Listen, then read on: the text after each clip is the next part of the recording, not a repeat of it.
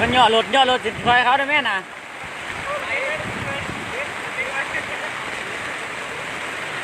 มันย่อรถจิตคอยเขาได้ไหมน่ะ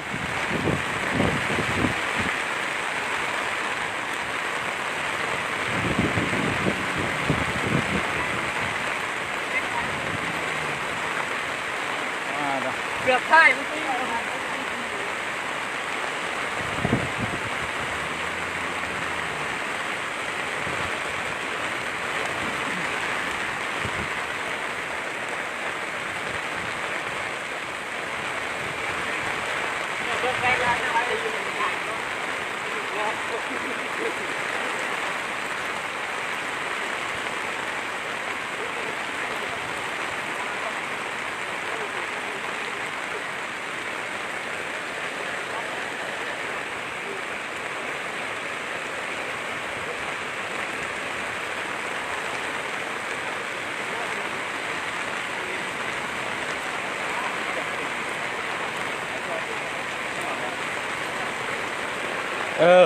อยู่บ้านนี่แหละ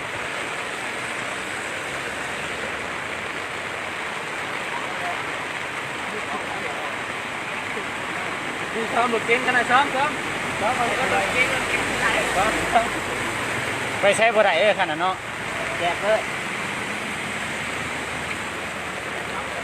อะไรเชิดวะจะอะไรเชิดวะโอ้ยซ้อมรถเก๋งกันนะซ้อมได้ทุบว้าวโอ้ตัวจนเด็ก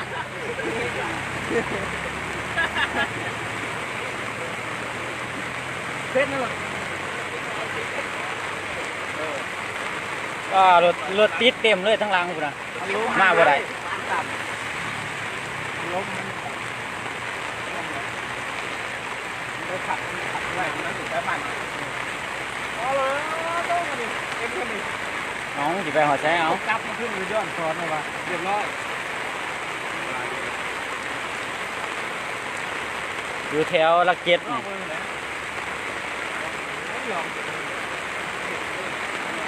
เอามันเก่าจะเพิ่งรถ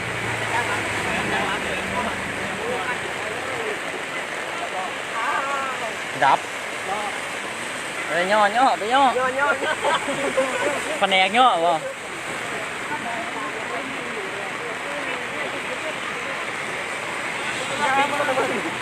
แผนกย่อ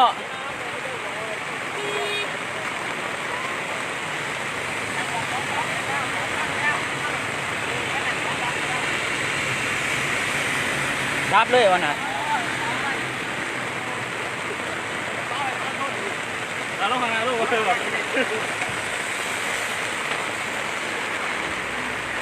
ทางมันบ่ถ่วง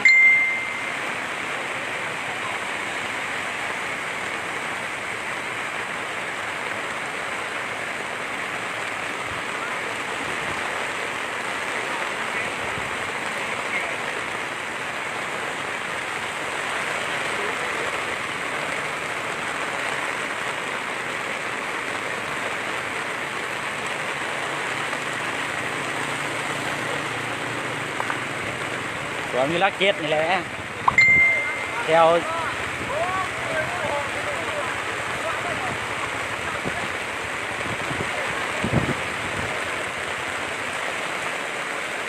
ยังไงรถเก่งขนาดรถต่ำๆก็ยังเบิดมานำวันไรยังมาหลอนเนาะที่โคตรก่อน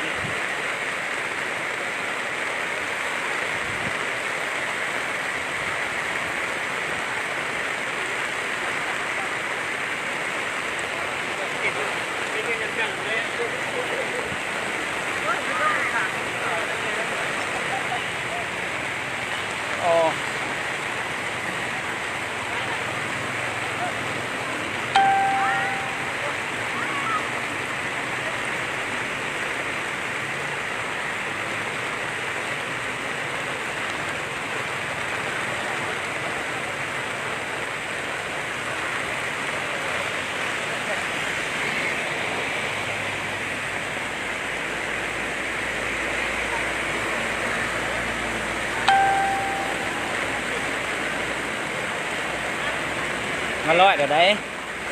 ตอนอยู่รักเจ็ด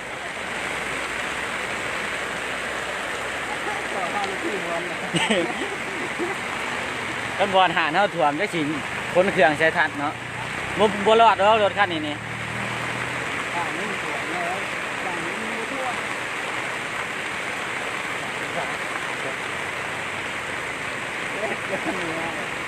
มาด้วยความมั่นใจ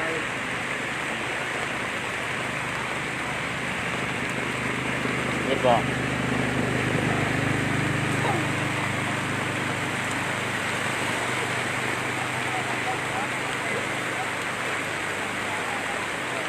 บนรถเวฟไปหลอดรถเอ็มไปบ่หลอดเนาะ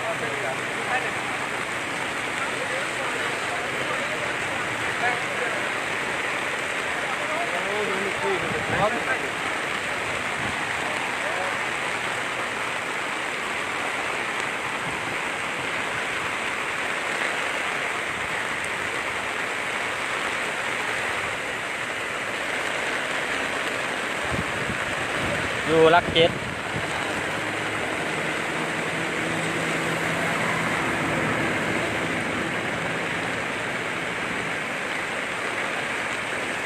โตแห้งเติบแล้วนี่ว่าห่วยแน่ได้นี่นะนู้นคนอยู่รถเก๋งเลยนะ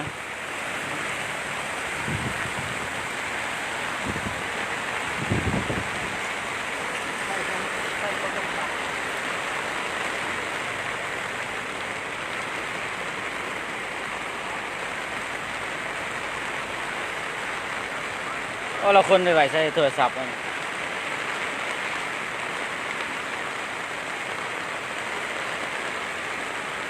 นี่อันถ่วมแต่เบื้องเดียวเพราะเบื้องนี้มันต่ำเบื้องนั้นสูง แล้วประสิทธิ์แล้วแต่ว่านั้นมันไหล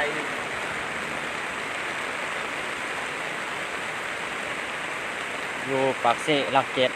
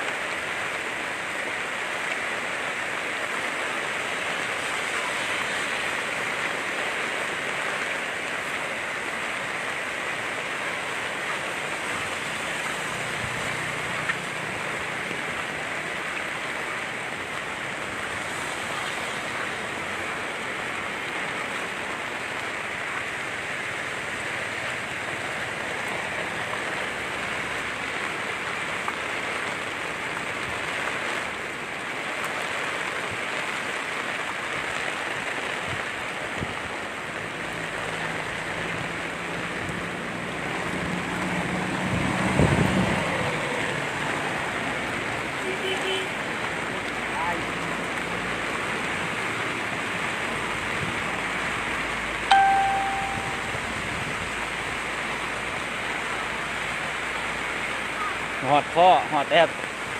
เพียงแอวเพียงหัวเข่า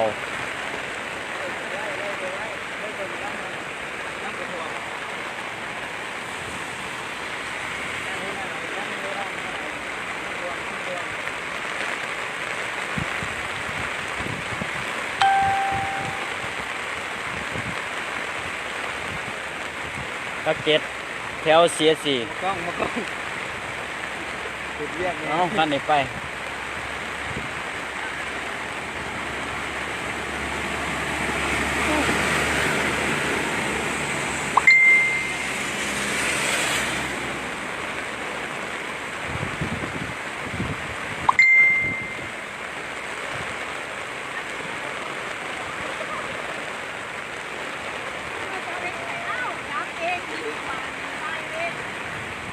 แมนลักเก็ตมอจอ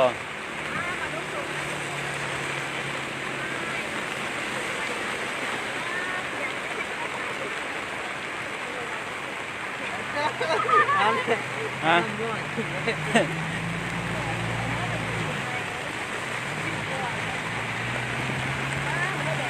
โอ้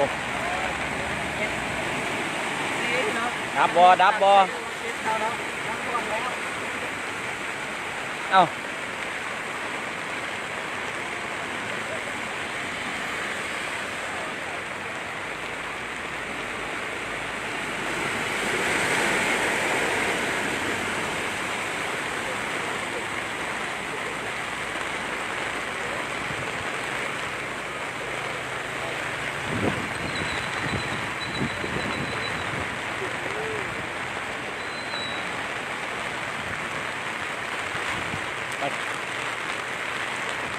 ลักเก็ตแถวมอจอ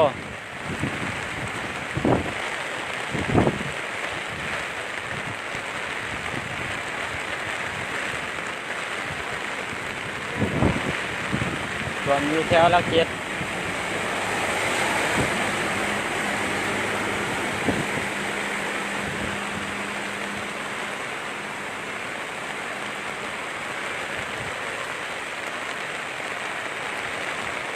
คนช้างของแท้เนาะวันนี้มาพาน้ำมา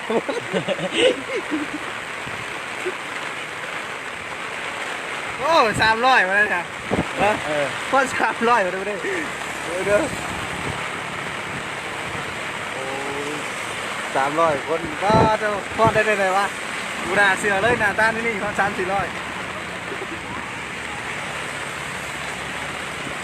3,000มันก็300 โอ้แผนกช่วยเหลือ ซื้อเรือเจ้ากับภาคนี้นั่นราคาเนาะยุดเสียเลยนี่ ยังหันรถยังมีหมับอย่างกูไผ่วะ แม่นแล้วกูตำรวจเด็กเคยเรือไล่ก็บอลเลยอะไรกูเลย ใช่ วิบัก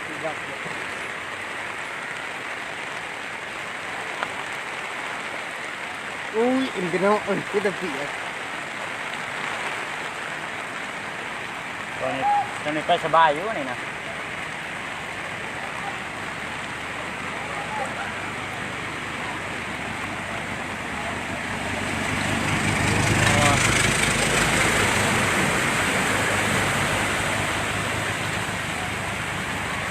เรื่องล่มเลย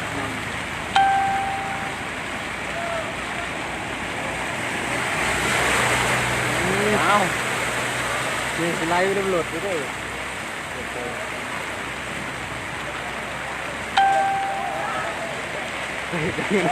เอามันทางกับไปเพื่อนทางใช่ป่ะนะโดดใหญ่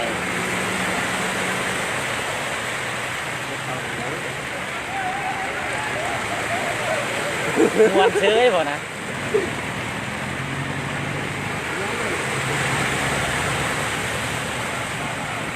แต่ว่ารถกูไผ่สิเราเขียนเต็มมีมาไปไกล600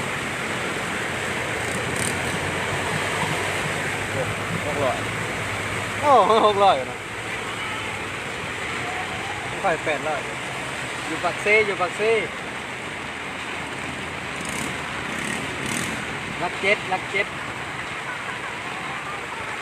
เฮ็ดดับบ่นี่เอ้ยพะแนเสือเรือเฮานะแน่นะ อย่าดูอย่าหลุดถึงแล้วดิ พูดตั้งแต่ก็ช่วยเรือทางนั้นอยู่เนาะ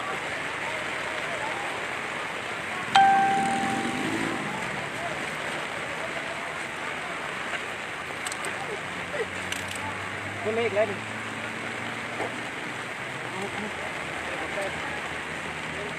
ได้ลายนี่นั่น ของเราบทชวนเล่นกับขัง ย่าตาต้องกินตาวัดนี่แหละ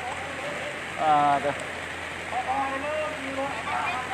วันนี้เพจไปค้นเสร็จแล้วนะ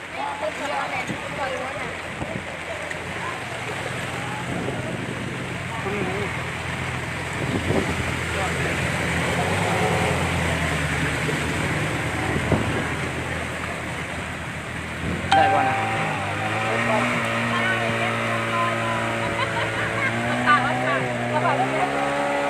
เอาเถอะเอาอะไรไหมนี่ มึงไล่อยู่ดิ 1,200ครับผม มอดเลย1,200ขี้กาดอะไรนะ เยี่ยงนะโอ้ ก็ไม่ได้สูงดิไม่ได้มีเถื่อน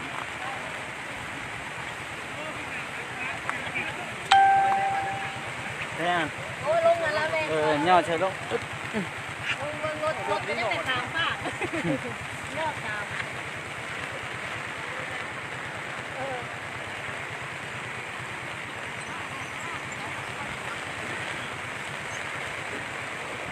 เขาหันแล้ว หาในหวนให้แต่หาเนาะอยู่ฝากคุณเนาะมันจะเสียเครื่องไปใส่ ป้ามันโมเป็นขวมตู้อันโทรศัพท์เราเลยบอก เนี่ยก็ยังว่าจะเล่าคนไปไหววันใด จ้ามือแล้วโจ๊กเลยมือเลย ย้อนหากับมือเดียวนั่นนี่นะ